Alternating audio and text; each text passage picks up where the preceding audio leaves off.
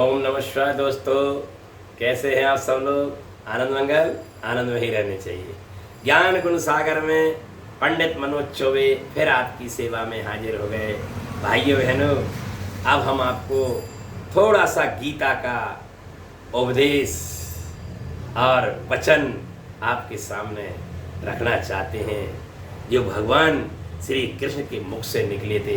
बहुत ही सुंदर और बहुत ही अद्भुत, जो हमारे जीवन में अवसर बने रहते हैं। तो हमारा धर्म बनता है इनको हम अमल करें। तो वो कौन कौन सी चीज़ें हैं जिन्हें हमारे अंदर देखना चाहिए भाइयों? तो इसमें आता है गीता में बाहर से आने वाला भय। क्या गीता में आता है? बाहर से आने वाला भय। भय, ठीक है। और एक अंदर से भय और एक बाहर से भय। भय से ही हम सब काम करते हैं भाइयों बहनों। अब जो बाहर से आने वाला भय, उसके बारे में थोड़ा सा आपको बताना चाहता हूँ, जो सबके अंदर है भाइयों बहनों। जिसके पास नहीं है वो तो फिर पूछो ही नहीं, वो तो परमात्मा का स्वरूप है भाइयों बहनों। तो ये थोड़ा सा अपने अंदर झांक कर देखना है।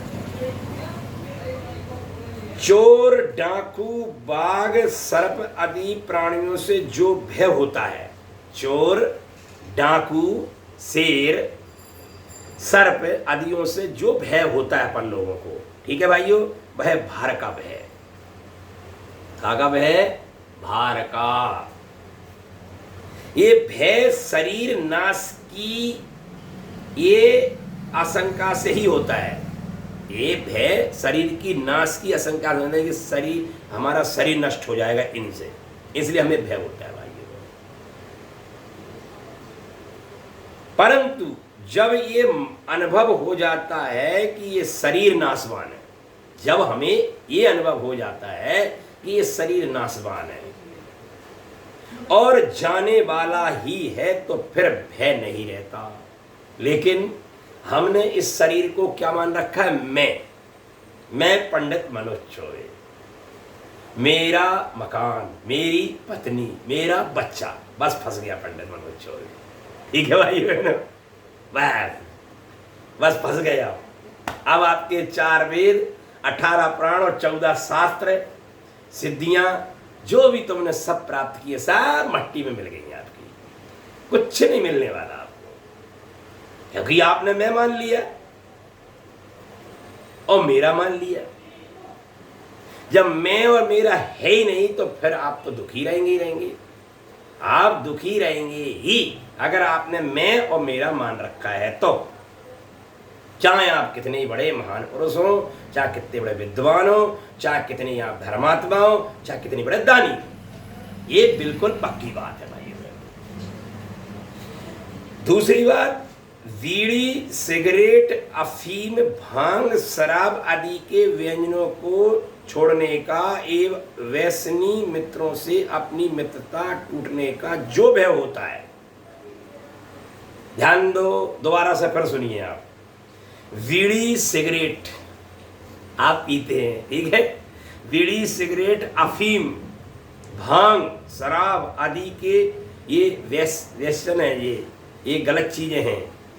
इनको छोड़ने का एवं और उन्हीं नशेले लोगों की मित्रता, अपनी मित्रता को टूटने में जो भय होता है भाई, इनसे आप मित्रता छोड़ते हो तो भय पैदा होता है, इनसे भी भय पैदा होता है आपको। तो वह मनुष्य की अपनी कायरता से ही होता है। आप कायर हैं, आप बीड़ी पीते हैं तो आप कायर हैं, सिगरेट पीते तो आप कायर हैं, शराब पीते तो आप कायर हैं भैया बहनों। ये पक्की बात है, ये कायरता के लक्षण है, ये वीरता के लक्षण नहीं है भाइयों बहनों। थोड़ी देर के लिए आपको बुरा लग रहा होगा भाइयों बहनों, मैं क्षमा चाहता हूं आप लोगों से। एक बात याद रखना, बीड़ी, सिगरेट, अफीम, भांग, शराब आदि के ये व्यसन है, ये कोई अच्छी चीज नहीं है। और ऐसे लोगों में बैठ के आप अपने जीवन को नरक की ओर ले जा रहे हैं, ये भी अच्छी बात नहीं है भाई। आप भगवान के पवित्र पुत्र हैं, पवित्र संतान हैं, उनकी अंश हैं आप, और हम कहाँ फंस गए? भाइयों बहनों, इनको त्यागें। ये बहुत खतरनाक चीजें हैं, क्योंकि ये शरीर आपको दोबारा मिलने वाला नहीं है, इसकी कोई गारंटी नहीं भाइयों बहनों। इसलिए एक कार्ता के लक्षण होते हैं अगर आप इन चीजों में फंसे हुए हैं। दूसरा, अपने वर्ण आश्रम आदि के अनुसार कर्तव्य पालन करते हुए उसमें भगवान की आज्ञा के विरुद्ध कोई काम न हो जाए। हमें विद्या पढ़ाने वाले, अच्छी शिक्षा देने वाले आचार्य, गुरु, संत, महात्मा, माता पिता आदि के वचनों की आज्ञा की अवहेलना न हो जाए।